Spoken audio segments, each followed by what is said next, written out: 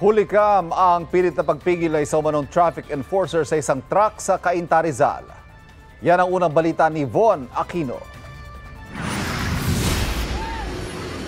Muntik makaladkad at mabundol ang lalaking ito na nakasuot ng vest pang traffic enforcer habang pinipigilan ng isang umaabanteng truck sa Marcos Highway sa Cainta, Rizal noong Biyernes.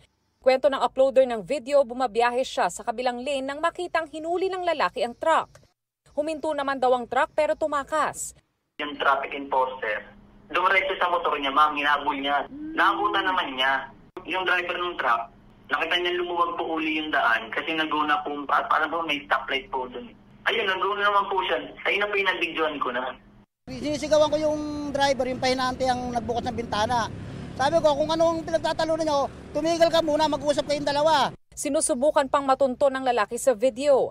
Payo naman ng MMDA sa mga traffic enforcer, kunin na lang ang plate number ng truck para mai-report sa LTO at mabigyan ng show cause order at huwag isapalaran ang kanilang buhay. Para mapanagot natin pareho yung operator at saka yung driver. Sa mga drivers na inuuli, pribilehiyo lang po ang lisensya. Itong unang balita, Von Aquino para sa GMA Integrated News. Mga kapuso, para laging una sa mga balita, bisitahin at mag-subscribe sa GMA Integrated News sa YouTube. Sa mga kapuso abroad, samahan niyo kami sa GMA Pinoy TV at sa www.gmanews.tv.